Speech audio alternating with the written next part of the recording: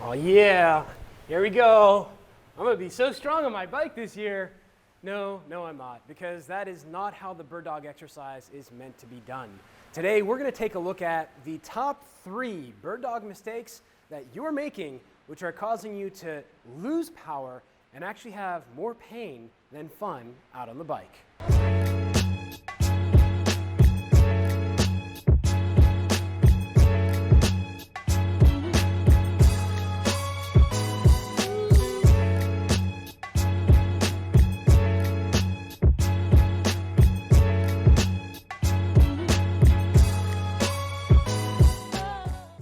All right, that was kind of ridiculous, right? But that's how a lot of trainers actually teach you how to do the bird dog.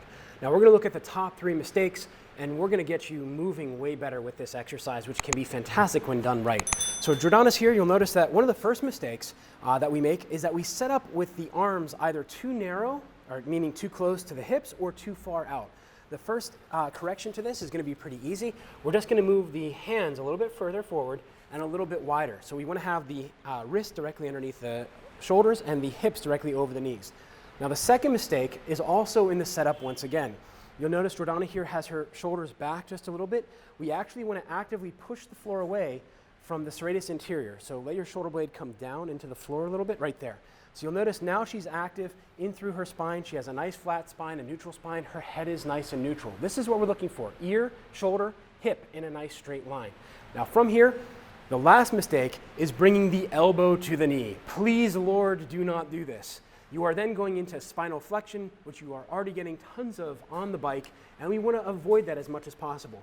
So what Jordana's going to do instead is she's going to brace her entire 360-degree midsection, and she's going to bring her opposite hand sweeping down to her opposite knee. So her knee is not going to go above parallel.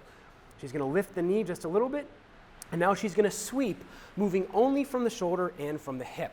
So this is a glute dominant exercise, and you'll notice she's doing a fantastic job. Let's go for 5 repetitions at that pace, or at that tempo. You'll notice that she's doing a great job of keeping her rib cage and her pelvis locked together. She's not letting it move up or down, and she's not letting her spine flex or extend.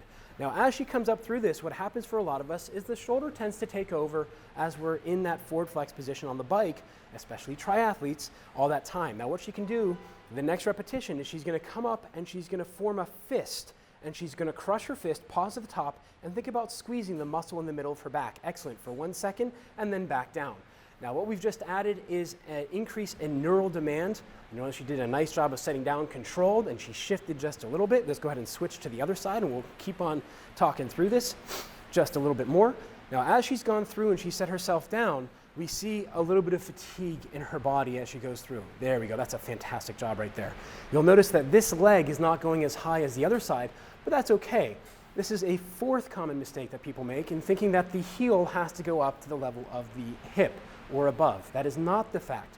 What we want instead is a good hip-only movement with glute dominant movement. You'll notice she's not using her hamstring, she's just using her glute.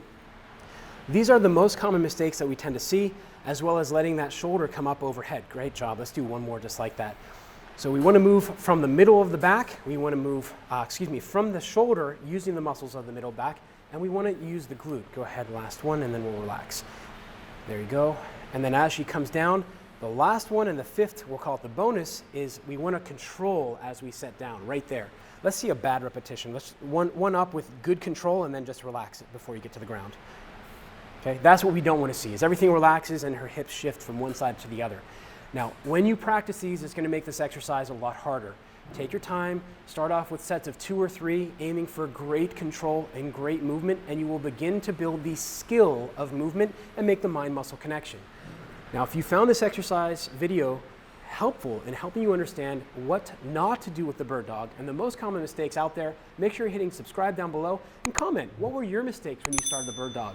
That first one I showed, that was me. Totally me. Until I learned how to do better.